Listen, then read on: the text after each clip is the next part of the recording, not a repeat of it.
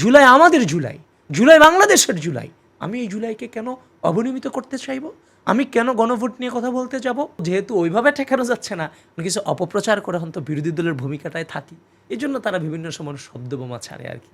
তো এগুলো শব্দবোমা ছাড়া কিছুই না। আমি তো মনে করি শিক্ষামন্ত্রী আন্দোলনের মধ্য দিয়ে যথেষ্ট শক্তিশালী হয়েছেন। হয়তো বা আজকে এনসিপি বিরোধী দলের ভূমিকায় থাকতে পারত, জামাতের সহযোগিতা তাদের প্রয়োজন হতো না।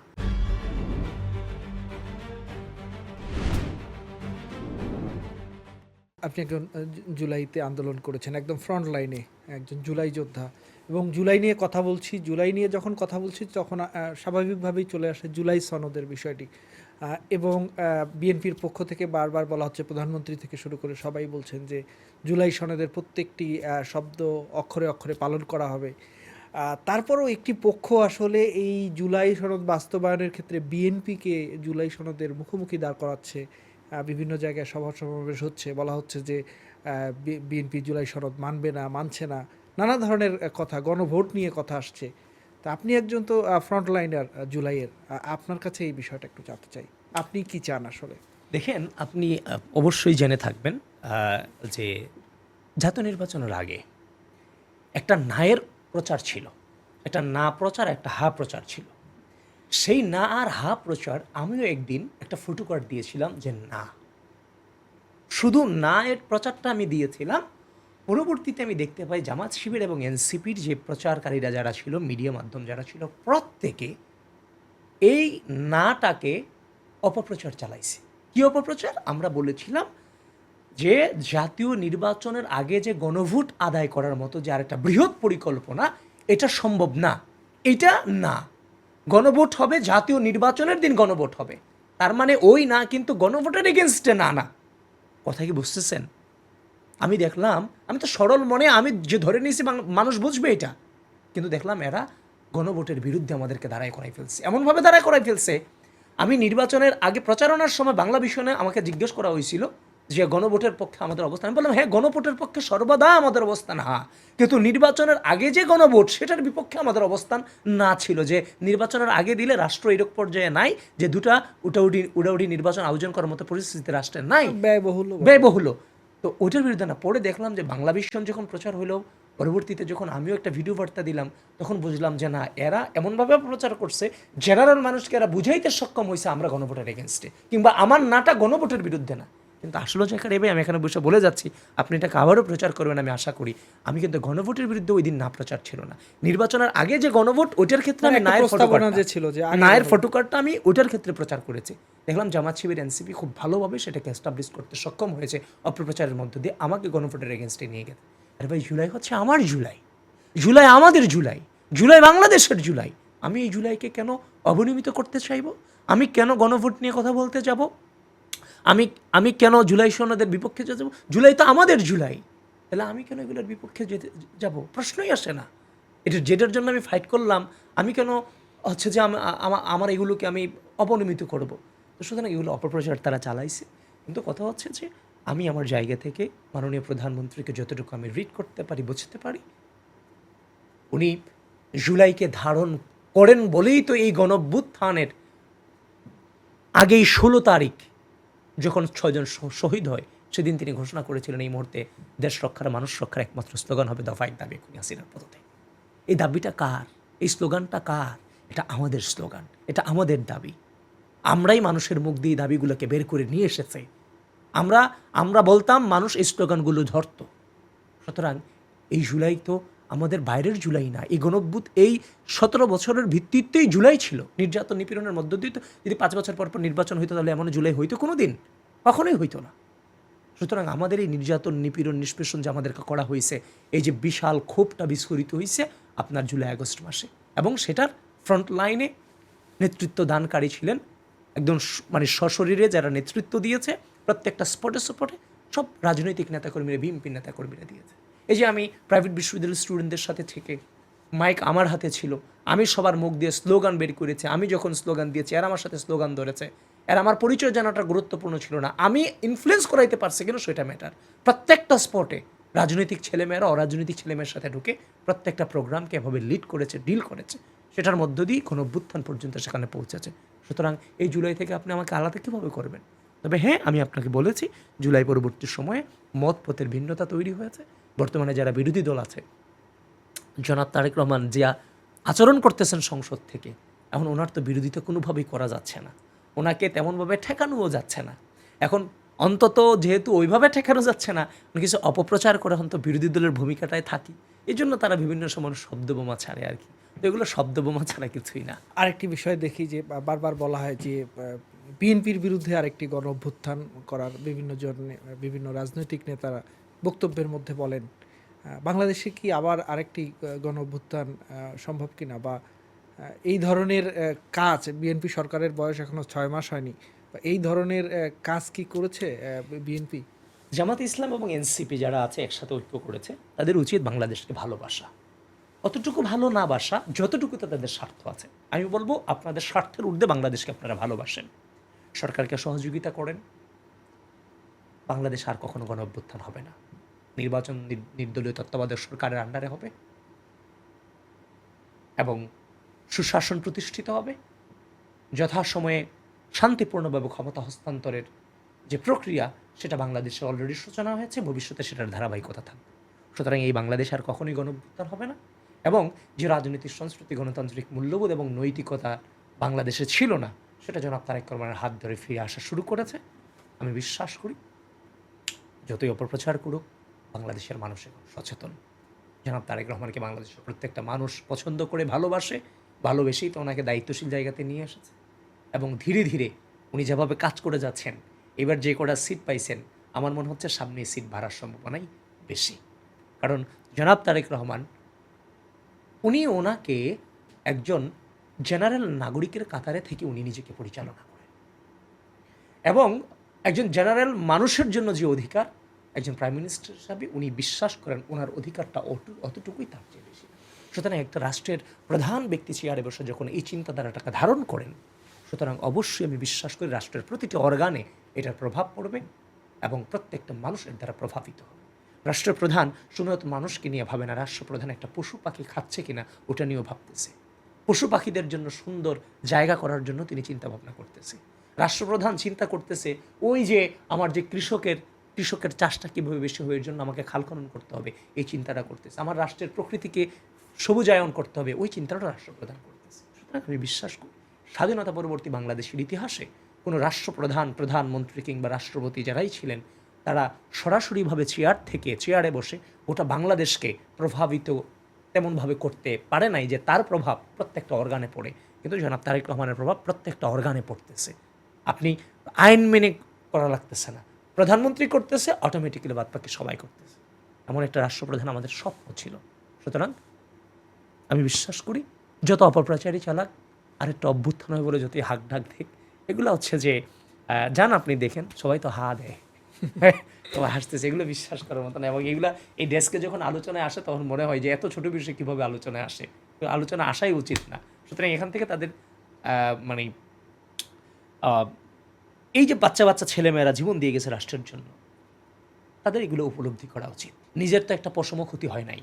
অনেকে বড় বড় বলে না, চোখ লাল করে করে বক্তৃতা দেয় না, নিজের তো একটা পশম ক্ষতি হয় নাই।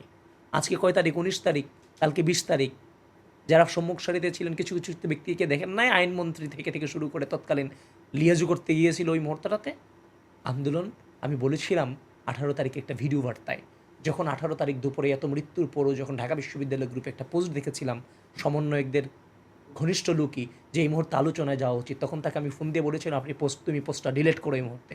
সাথে সাথে ডিলিট করছে। এবং সেদিন দুপুরে আমি আসিফ মাহমুদের সাথে ভয়েস কলে কথা বলছি। আসিফ বলতেছিল যে ভাই আপনাদেরকে দেখতেছি, আমার মন পড়ে রয়েছে ভাই রাজপথে, কিন্তু আমি আসতে পারতেছি না। মনে রাখবেন, ঘরে বসে আন্দোলনের পট পরিবর্তন হয় না, আন্দোলনের পট পরিবর্তন প্রেক্ষাপট তৈরি হয়ে রাজপথে, যেটার ইম্প্যাক্ট ঘর পর্যন্ত পৌঁছায়। সুতরাং 18 তারিখ যখন দেখলাম যে তাদের আলোচনার ভান ধরছে কিংবা এই ধরনের যাইতে পারে, তখন আমি এক বাসায় গিয়ে বলছিলাম যা আর কোনো আলোচনা না, হাসিনার পতন ছাড়া বিকল্প কোনো পথ থাকতে পারে না। সুতরাং মানে এই পুরো আন্দোলন কিংবা জীবন দিয়ে গেছে জনগণ, যারা হচ্ছে যে আপনার রাজপথে জীবন দিচ্ছে আর অন্যদিকে বসে বসে লিয়াজু করার জন্য রাতে গিয়ে ঘুরে বেড়াইছে। আমি বলেছিলাম সেদিন আমার ভিডিও বার্তায় যে আন্দোলন কোনো সমন্বয়কারীদের হাতে নাই, আন্দোলন সরাসরি জনগণের হাতে চলে গেছে। জনগণ হাসিনার পতন চায়, এখান থেকে বেরিয়ে আসার কোনো সুযোগ নেই। মনে হয় গতকালকে আপনারা সে পোস্টগুলো দেখেছেন। সুতরাং আন্দোলন জনগণ চেয়েছিল বলেই সফল হয়েছে, গণঅভ্যুত্থান সম্পন্ন হয়েছে। এই জন্য সবাইকে বুঝতে হবে যে যার গায়ের পশমের ক্ষতি হয় নাই, খালি বড় বড় হাক ডাক দাও যে অভ্যুত্থান করে ফেলবা, ছিঁড়ে ফেলবা, মেরে ফেলবা, জীবন দিয়ে দিবা, গুলি খাবা প্রথম ব্যক্তি হিসেবে। তো আপনাকে গুলি করবে কে? আপনি প্রথম ব্যক্তি হইতে যাবেন। কিন্তু যখন ছিল তখন তো শরীরের একটা পশমও ক্ষতি হয় না অনেকে। সুতরাং এইসব ছেলে খেলামি হচ্ছে যে আচরণ না করাটা উত্তম হবে রাষ্ট্রের জন্য। ঐক্যটা ধরে রাখা উচিত। এই যে লাস্ট দুদিন আগে আপনার হচ্ছে শিক্ষার্থীদের যে আন্দোলন হয়েছে, ওই আন্দোলনে হাসনাত সরাসরি ফুয়েল দিচ্ছে, নাহিদ সরাসরি ফুয়েল এটাই দিচ্ছে। আমি হয়তো প্রশ্ন করতাম যে সম্প্রতি আমরা দেখছি যে এই যে অতিবৃষ্টির কারণে পরীক্ষা নেওয়ার কারণে ছাত্রদের মধ্যে একটা অসন্তোষ ছিল, সেটা বড় আকার ধারণ করছে। বা পুরো বাংলাদেশে আমরা দেখলাম যে এইচএসসি পড়ুয়ারা নেমে গেছে। অনেক জায়গায় অবশ্য ভুয়া ছাত্রও পাওয়া গেছে বিভিন্ন ভিডিও বা কন্টেন্টে বা নিউজে। তো এই যে শিক্ষামন্ত্রীর সিদ্ধান্তের বিরুদ্ধে যে আন্দোলন, এই আন্দোলনটাকে আপনি কিভাবে দেখেন? পৃথিবীর ইতিহাসে বিরল এই ধরনের ঘটনা আমার মনে হয় না ঘটেছে অদ্বিতীয়, যে প্রশ্নপত্র কঠিন হওয়ার কারণে স্টুডেন্টরা নেমে বলছে আমার গার্ড সহজ করে দাও, আমার কোশ্চেন সহজ করে দাও। এই ধরনের আন্দোলন পৃথিবীর ইতিহাসে মনে হয় না অন্য কোনো রাষ্ট্র হয়েছে, কিন্তু সেটা বাংলাদেশে হয়েছে। মানে চিন্তা করে দেখেন গত 17 বছরে শিক্ষার্থীদেরকে কতটা শূন্য করে দেওয়া হয়েছে, শিক্ষা ব্যবস্থায় কতটা ধ্বংস করে দেওয়া হয়েছে। এখন বৃষ্টির কারণে ওই দিনটা যেমনটা ছিল, মাননীয় শিক্ষামন্ত্রী উনি তো একা সিদ্ধান্ত নেন না, উনি প্রত্যেকটা জেলা, প্রত্যেকটা বোর্ডের যারা দায়িত্বশীল ব্যক্তি আছে সবার সাথে কথা বলে সিদ্ধান্ত নিয়েছেন। সিদ্ধান্ত নিয়েই উনি আরও উল্টা শিক্ষার্থীদের পক্ষে চেয়েছিলেন যে পরীক্ষা বন্ধ করা যায় কি না। ওই যে ফোন কলে বলেছিলেন যে আমার মেয়েও তো ফার্মের মুরগির মতো, একটু ভিজিলেই বৃষ্টি চলে আসে, তাহলে পরবর্তী পরীক্ষাগুলো সে কীভাবে দিবে? সুতরাং কি পরীক্ষা কি নেওয়া যায়? উনি তো এক প্রকার না নেওয়ার জন্যই জিজ্ঞেস করেছিলেন, কিন্তু সবাই বলে না স্যার নেওয়া যায়। সেক্ষেত্রে তিনি নিয়েছেন। দু একটা কেন্দ্রে যে ঝামেলা হয়েছে এটার জন্য আমি নিজেই তো আমার ছাত্রদল পোস্ট দেওয়ার আগেও কিন্তু আমি পোস্ট দিয়েছি যে এটা বন্ধ রাখা যেতে পারতো, কিন্তু সামনের যে সময়গুলো এগুলোতে আমাদের আরও সচেতন থাকতে হবে যে আবহাওয়া অধিদপ্তর এবং বন্যা যারা পর্যবেক্ষণ রাখতেছে তাদের সিদ্ধান্ত অনুযায়ী শিক্ষার্থীদের কল্যাণে যে সিদ্ধান্তটা সর্বশেষ আপডেট অনুযায়ী পরীক্ষা স্থগিত কিংবা চালিয়ে যাওয়ার সিদ্ধান্তটা নেওয়ার জন্য অনুরোধ জানাই। আমরা আমাদের জায়গা থেকে সেটা বলেছি। এখন রাত 8টা পর্যন্ত 10টা পর্যন্ত ধরেন বৃষ্টি পড়ল না। আন্দোলনে, শিক্ষার্থীদের আন্দোলনে আমি কেউ কি পেছন থেকে আমি যাচ্ছি আমি নেড়েছে আমি কিনা? যাচ্ছি আপনি ধরেন হচ্ছে যে হচ্ছে রাত 8টা-10টার দিকে আপনি সিদ্ধান্ত নিয়ে পরীক্ষা নেবেন। এখন ভোরে যদি মুষলধারে বৃষ্টি হয়, এটার দায় কি শিক্ষামন্ত্রী নিবে? আচ্ছা ধরে নিলাম তারপরেও উনি এটার জন্য দুঃখ প্রকাশ করেছেন। বিশেষ করে ফার্মে মুরগি ট্রামরার জন্য দুঃখ প্রকাশ করেছেন হয়তোবা, আমি জানি না। কিন্তু আসলে ওনার এই জায়গায় কোনো দোষ নেই। উনি শিক্ষার্থীদের ওই ধরনের কোনো কটাক্ষ করে সেটা বলেননি। আমি জানি না কিছু অশৃঙ্খল কিংবা হচ্ছে যে বিশৃঙ্খল মানুষের কারণে আজকে এই ধরনের নেগেটিভটা ছড়িয়েছে, কিংবা উনিও খুব নর্মালভাবে জিনিসটাকে ডিল করেছে। তো এখন কথা হচ্ছে যে আন্দোলন যখন করছে ওইখানে এসে বলছে যে হাসিনাকে ফিরিয়ে নিয়ে আসবে, হাসিনাকে নিয়ে আসা উচিত। আবার ওই আন্দোলনেই এই জিনিসটার প্রতিবাদ না জানিয়ে হাসনাত এবং নাহিদ সেটাকে ফুয়েল দিচ্ছে। আচ্ছা, একটা দেশের শিক্ষা ব্যবস্থা ধ্বংস করে দিয়েছে 17 বছর, সেটা ডেভেলপমেন্ট করার জন্য শিক্ষামন্ত্রী যার জায়গা থেকে প্রাণপণ চেষ্টা চালিয়ে যাচ্ছেন, ওই জায়গার মধ্যে শুধুমাত্র রাজনৈতিক নিজস্ব স্বার্থের জন্য, একদম বেসিক নিজের স্বার্থের জন্য আপনি গরম গরম বক্তৃতা দিচ্ছেন। স্টুডেন্টরা আপনাদেরকে ক্ষমতায় বসিয়েছে, এই করেছে সেই করেছে। স্টুডেন্টরা তাদেরকে বসিয়ে থাকলে আপনাদেরকে বসায় নাই। আপনি যে হাসিনা হচ্ছে যে বলতেছে হাসিনাকে ফেরত নিয়ে আসা হবে, এটা কি আপনি মনে করেন না এই জেনারেশনে ইম্প্যাক্ট পড়বে অন্যান্য ছেলে মেয়েদের উপরে? পড়বে কি না? তাহলে আপনি এটার প্রতিবাদ না জানিয়ে, এটা প্রতিবাদ জানানো উচিত ছিল, এমনভাবে প্রতিবাদ জানানো উচিত ছিল যেন অন্যান্য স্টুডেন্টের দ্বারা প্রভাবিত না হয়। উল্টা আরও আপনি এটাকে সাই দিলেন। তো এটার মধ্য দিয়ে কি গণঅভ্যুত্থানের স্পিরিট কি ব্যাহত করা হচ্ছে না? তো ক্ষুদ্র স্বার্থে এই জন্য আমি মাঝে মাঝে বলি যারা বেশি বেশি জুলাই বেচে, জুলাই নিয়ে অনেক কিছুই করে, তো তারা অতটুকুই জুলাই মানে যতটুকুতে তাদের স্বার্থ বিরাজমান আছে। যখন স্বার্থে আঘাত আসবে, কিসের জুলাই? তাদের আচরণে তখন আর জুলাই পাওয়া যায় না। এই জন্য এই কথাগুলো আসলে বলতে চাই না, কিন্তু বলতে হয়। কারণ মানে মাঝে মাঝে কিছু কঠিন কথা হয়তো বা অনেকের হৃদয় কাটে, কিন্তু বাস্তবতা যে এটা, ঐক্যটা ধরে রাখা উচিত। কারণ আমাদের একটা কমন শত্রু, সেটা হচ্ছে পতিত স্বৈরাচার। সুতরাং শুধু বিশৃঙ্খল পরিস্থিতি রাষ্ট্রে সৃষ্টি করে এটা কোনো লাভ, কারোই কোনো লাভ নেই। আমি তো মনে করি শিক্ষামন্ত্রী আন্দোলনের মধ্য দিয়ে যথেষ্ট শক্তিশালী হয়েছেন, এবং সরকার শিক্ষা ব্যবস্থা পরিবর্তন করবার জন্য যে স্ট্রেট ফরওয়ার্ড নীতি অবলম্বন করতেছেন, এটা সহজ হইল ওই আন্দোলন হওয়ার কারণে। এটা তার পজিটিভ হলো সরকারের জন্য, আমি মনে করি। ছাত্র দলের সভাপতি, সাধারণ সম্পাদক কিংবা বিভিন্ন পর্যায় থেকে বলা হয় যে ছাত্রদলও আন্দোলন করেছে, অন্যান্য ছাত্র সংগঠনেরও অনেকে আন্দোলন করেছে, কেউ উপদেষ্টা হয়েছেন। কেউ সচিবালয়ে দৌড়াদৌড়ি করেছেন। তো এই যে জুলাইকে বিক্রি করে দেওয়ার কোনো দেখেন কিনা আপনি? না, বাস্তবতা যেটা ৫ আগস্ট পরবর্তী সময়ে অন্তর্বর্তীকালীন সরকারকে যদি আপনি নিরপেক্ষ বলেন, হ্যাঁ, এটা এটা সুযোগ নাই। অন্তর্বর্তীকালীন সরকারের একটা ব্যাপক প্রভাব ছিল জামাত এবং এনসিপির। সুতরাং যা বলতো এর বাইরে গিয়ে কোনো কিছু হওয়াটা খুব ডিফিকাল্ট ছিল। তারপরও যতটুকু ব্যালেন্স করে উনি নির্বাচন দিয়ে গেছেন, ওনাকে এর জন্য আমি স্বাগত জানাই সবসময়। প্রতিটা জিনিসেরই কিছু পজিটিভ নেগেটিভ দৃষ্টিভঙ্গি থাকবে। তারপরেও আমার আফসোসের জায়গা একটা জায়গায় যে দেখেন, স্টুডেন্টদের হাত ধরে তো স্টুডেন্টরা তো প্রাথমিকভাবে এই আন্দোলনের হচ্ছে যে গোড়াপত্তন করেছে, পরবর্তীতে সেটা এক দফার দিকে ত্বরান্বিত করেছে সকল রাজনৈতিক দল এটার সাথে সংশ্লিষ্ট ছিল। তো এই যে ৫ আগস্ট পরবর্তী সময়ে ডক্টর মোহাম্মদ ইউনূস স্যার মনে হয় উনি কখনো মানে চেষ্টাই করেননি যে সামগ্রিক গণঅভ্যুত্থানটা কীভাবে হয়েছে এটা সম্পর্কে উনি হয়তোবা জানার চেষ্টা করেননি, হয়তোবা ওনাকে জানতে দেওয়া হয়নি। কারণ আজকে যত কিছুই হোক সবগুলা ছাত্র সংগঠনের নেতৃত্বের সাথে যদি উনি একটাবার বসতেন, একটাবার যদি এদেরকে ধন্যবাদ জানাইতেন, উনি তো ছোট হয়ে যেতেন না, তাই না? সুতরাং এনসিপির কয়েকটা ছাত্র প্রতিনিধি এদেরকে বাইরে, এদেরকে ছাড়া উনি কাউকে উনি চিনলেন না। এটা একটা আফসোসের জায়গা। আমরা তো ১৭ বছর লড়াই চালিয়ে গেছি, এটার ভিত্তি তৈরি করেছি। আজকে আমরা তো তাদের কাছে গিয়ে কোনো মন্ত্রণালয়ে যেতে চাই নাই, আমরা গিয়ে কোনো টেন্ডার বাণিজ্য করি নাই, কিংবা সচিবালয়ে আমি জীবনে একবার গেছি। একবার আমার বইটা দেওয়ার জন্য একজন মন্ত্রীকে একটা বইটা দেওয়ার জন্য আমি গিয়েছিলাম। আমার নিজের যে বইটা, উনি বইটা চাইছিলেন, ওনাকে বইটা দিয়ে এসেছি। এটার জন্য আমি গেছি, আগে যাইয়া জিজ্ঞেস করছি কোন গেট দিয়ে ঢুকতে, আমি নিজে সচিবালয়ের গেট পর্যন্ত আমি চিনি না। তার মানে কি, এই ৫ আগস্ট ঘটার পরে এই যে ২০১৬ সাল থেকে ২৪ সালের দীর্ঘ লড়াই, এই গণঅভ্যুত্থানের সম্মুখ সারিতে থেকে মাঠে থেকে আন্দোলনকে প্রভাবিতকরণের ভূমিকায় ছিলাম, এক দফায় ত্বরান্বিত করবার জন্য। সোজা বাসায় আসছি, বাসায় আইসা পরের দিন থেকে আবার মসজিদ মন্দির পাহারা দেওয়া শুরু করলাম, আবার গণতন্ত্র ফিরে আনবার জন্য এদের সাথে আবার লড়াই করলাম। এরা নির্বাচন ছাড়াই 5 বছর থেকে যাইতে চায়, কত টার্ম এস্টাবলিশড হইল, এগুলোর বিরুদ্ধে লড়াই করতে হয়েছে না? তো লড়াই করলাম, তো কোনো স্বার্থই তো বা এখনও পাইলাম না। এই যে সরকার ক্ষমতায় আসছে, এখনও তো আগে যা ছিলাম তার চেয়ে খারাপ আছি, ভালো নাই তো। কারণ আমি যখন ২০২৪ সালের গণঅভ্যুত্থানের আগে ক্লাস নিতাম, আমার পকেটে টাকা থাকতো। এখন আমি প্রপারলি ক্লাস নিতে পারি না, কিংবা ক্লাস নেওয়াটা নেই না প্রায় 2 বছর 2.5 বছর হয়ে গেছে। সুতরাং সেই ইনকামটাও তো নাই। তো এখন তো আরও ভাইয়ের কাছ থেকে টাকা নিতে হয়, বাবা মার কাছ থেকে টাকা নিতে হয়। তো এখন আরও খারাপ আছি। সুতরাং এই গণঅভ্যুত্থানকে কাজে লাগাইয়া যে আলটিমেটলি ভাই কোনো সুযোগ সুবিধা নিলাম, ব্যাপারটা তা কিন্তু না। কিন্তু অন্তর্বর্তীকালীন সরকারের উচিত ছিল যে পুরো যে স্টেক হোল্ডাররা আছে, তো তোর স্টুডেন্ট ছাত্র রাজনীতিতে এদের সাথে একটাবার অন্তত পরিচিত হওয়া উচিত ছিল। তো আমার একটা হচ্ছে যে পণ ছিল যে ডক্টর মোহাম্মদ ইউনূস যখন চলে যাবেন দায়িত্ব থেকে, তখন আমি আমার বইটা ওনাকে নিয়ে দিয়ে আসবো। দেখেন, আপনি যে হিস্ট্রি জানেন এর বাইরেও হিস্ট্রি আসলে আছে। আমি আমার জায়গা থেকে ওনাকে আমার বইটা পৌঁছে দিয়ে এসেছিলাম।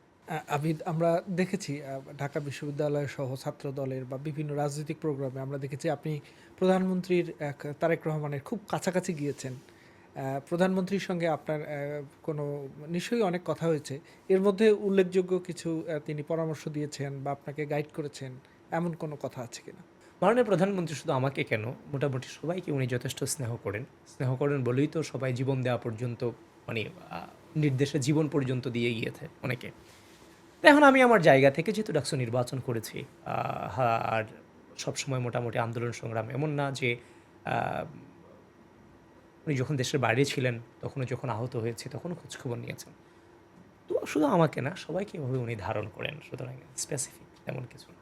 এই নির্বাচন যে হলো 25-এর যে মানে এবার যে 26-এর ডিসেম্বরে যে নির্বাচন হলো, সেই নির্বাচনে এনসিপি কি এককভাবে নির্বাচন? 26 ফেব্রুয়ারিতে। 26 ফেব্রুয়ারি। হ্যাঁ। হ্যাঁ, এনসিপি কি মানে জামায়াতের সাথে যে জোট করলো, অ্যালায়েন্স করলো, এটাকে আপনি কিভাবে দেখেন? তারা কি একটু স্ববিরোধী অবস্থান নিল কিনা? শুনেন, আমি আমার জায়গা থেকে, যেহেতু আমি একজন তরুণ, এনসিপিতে যারা আছে এরাও তো তরুণ, যেহেতু এই গণঅভ্যুত্থানে আমরা সংগ্রাম করেছি, আমি তার বিরুদ্ধে যত কথাই বলি না কেন, তার ক্ষতিটা আমি চাইব না। কারণ সে আমার গণঅভ্যুত্থানের পার্টনার। তার যদি ক্ষতি হয়, সেই ক্ষতিটা কিন্তু আমারও হবে। এদের নানান ধরনের সমালোচনা ভাই আমি করি, আমার জায়গা থেকে চেষ্টা করি, সেটা কিন্তু ভাই নেগেটিভ ওয়েতে না। আমি চাই এনসিপি ভালো থাকুক, এরা আরও ভালোভাবে ফাংশন করুক, এরা সিঙ্গলি ফাংশন করুক, এরা আরও বেশি শক্তিশালী হোক, বাংলাদেশের গণতন্ত্রটা তখন আরও বেশি সমুন্নত হবে। আমি চাই নাই কখনো এরা কারোর সাথে গিয়ে জোট করে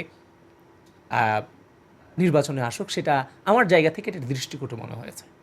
এবং আমি এখনও ভাবি, যদি এরা যদি ছাত্র প্রতিনিধি হিসেবে যদি আহ, সরাসরি সরকারের অংশ না হয়, ওই সময় যদি নিজেদেরকে রাজনৈতিক দল হিসেবে এস্টাবলিশ করে নির্বাচনের জন্য ফাইট দিত, হয়তো বা আজকে এনসিপি বিরোধী দলের ভূমিকায় থাকতে পারত, জামাতের সহযোগিতা তাদের প্রয়োজন হতো না। কিন্তু আমি সবসময় এনসিপিকে শুভকামনা করি। আমি চাই, তাদেরকে বলি যে দেখেন, কাদা ছোড়াছুরির প্রয়োজন নেই। যেটা সমালোচনা সেটা সমালোচনা করেন, গঠনমূলক সমালোচনা করেন। একটা মিথ্যা, বানোয়াট, মানুষকে গালাগালি, এগুলো তো আসলে রাজনৈতিক নর্মস এবং হচ্ছে যে নৈতিকতার মধ্যে পড়ে না। সুতরাং সেই জায়গা থেকে আমি বলবো যে নিজেরা নিজেদেরকে ফাংশন করান, শক্তিশালী করেন। তরুণ প্রজন্মের একটা বৃহৎ শক্তি, এই শক্তির ভিতরে যেমন একদিকে যেমন জাতীয়তাবাদী হইতে চায়, কেউ তো বিরোধী দলও হইতে চাইবে। সেই জায়গা থেকে কারা আছে? আপনারাই তো আছেন। সুতরাং আপনারা যে নোংরা রাজনীতি কিছু কিছু প্রচলন করেন, অশ্রাব্য ভাষায় গালাগালিজ করেন সরকারকে, সরকারের বিভিন্ন অর্গানকে গালাগালিজ কিংবা হচ্ছে যে অপপ্রচার, এগুলো তো রাজনৈতিক নর্মস হইতে পারে না। আপনারাও কিন্তু স্লোগান দেন যে এক বোতলের দুই সিপি, জামাত আর এনসিপি। হ্যাঁ, আমি একটা সময় তো আমি আপনারা কেন, আমি নিজেই তো বলেছি, যাহা যাহা জামাত তাহা এনসিপি, যাহা এনসিপি তাহাই জামাত। কারণ 5 আগস্ট পরবর্তী সময় বাংলাদেশের মানুষ তাদের কাছ থেকে যে আশা রাখছিল, সেই আশা তো এনসিপি রাখতে পারে নাই।